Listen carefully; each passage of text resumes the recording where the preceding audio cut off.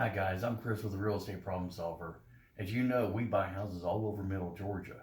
Now, many of our clients call us, they want to sell their house because they've gotten themselves into a financial bind. So what we like to do is we go over the finances, we go over their budget, and number one, find out if they even really need to sell or if they just need to adjust their finances. Of course, if they do, then we make the adjustments, we don't buy your house.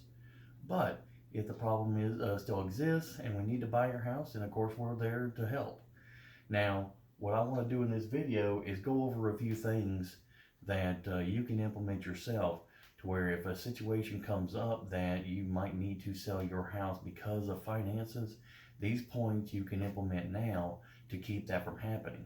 So when you call us, you're calling us because you want to sell your house, not because you need to. Now, the first thing that I want to point out is a couple books that I'm going to give you some homework. The Richest Man in Babylon. Now, this is an old book. It's still true today. Almost any millionaire, any high successful person will tell you to read this book. It's a collection of fables talking about money in the time frame around 500 AD. Millionaire Next Door. That is an excellent book, and it kind of goes over what the real millionaires look like and what the preconceived notions that people think of it when they think of a millionaire is completely debunked. So read that, and you'll understand what real millionaires really look like and how they act. So now on to the show. Now the first thing I want you to go over, and the first thing that everybody gets into trouble with, is their budget. Okay, before you get into trouble, okay, give yourself a budget, and that budget needs to include every single one of your expenses, okay, and every single one of your incomes. If you have multiple income streams, add them all up, subtract all the expenses, and this is a big point. Put this in front of everybody in the house, okay? Include the entire family. Now, the reason I'm saying this is because I've had quite a few clients that were in foreclosure because their finances completely got screwed up. And even worse, they didn't tell anybody. They didn't tell their spouse, they didn't tell their kids, they didn't tell their friends, they didn't tell anybody. They were embarrassed about it, which is understandable.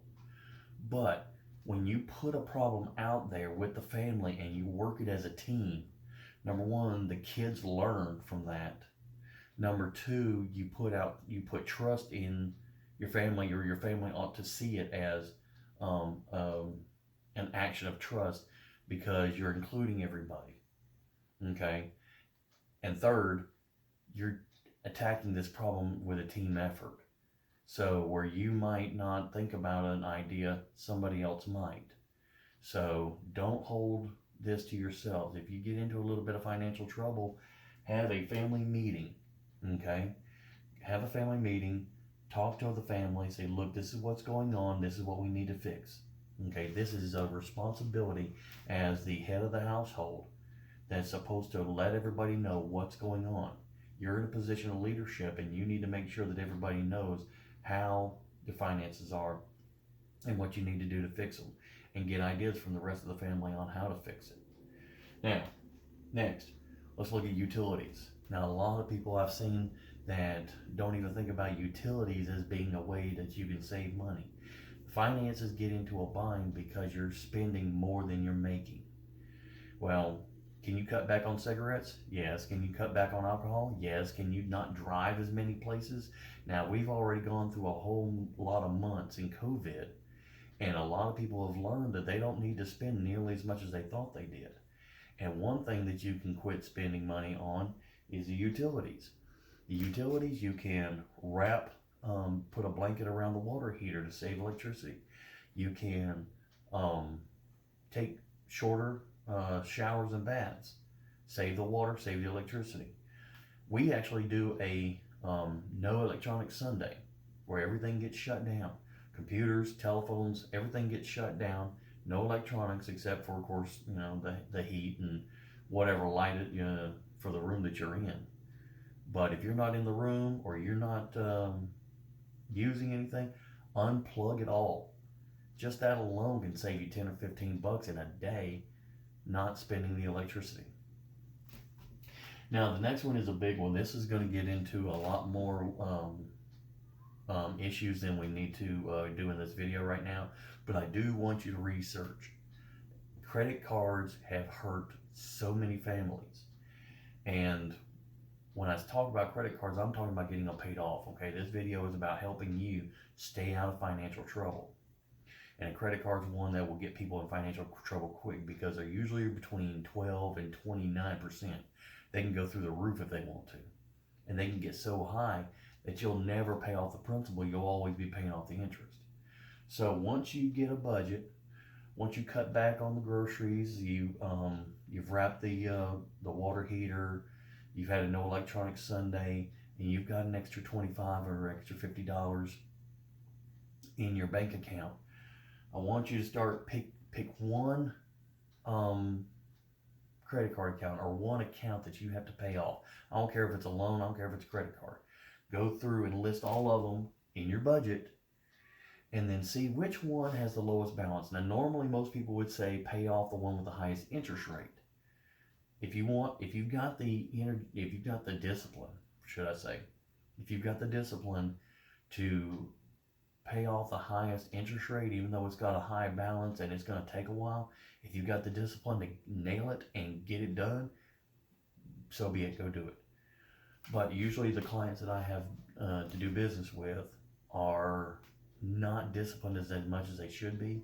So I tell them to find the one that give you a quick win. You've got a credit card that's got a $2,000 balance. Okay, put an extra 50, put an extra 100. Put as much as you possibly can stand on that one credit card and get it paid off. Okay? Get it paid off and it's down to zero. Rip it up, hide it, do something. Don't use it anymore. Now, if that one, the monthly payments we'll say was $100. Okay, you added $50 or $75 to that and you got it paid off. Now take that $150 or $175 and roll it into the next one and use that to pay it down. And then all that money, use that to pay the next one. It's snowball effect. Each time you pay off an account, how much you have to put towards the next one will snowball. Don't use that extra money. Oh, well, we've got an extra $100 this month. We can go out and play. No, you can't play. You are not out of the woods yet. Okay?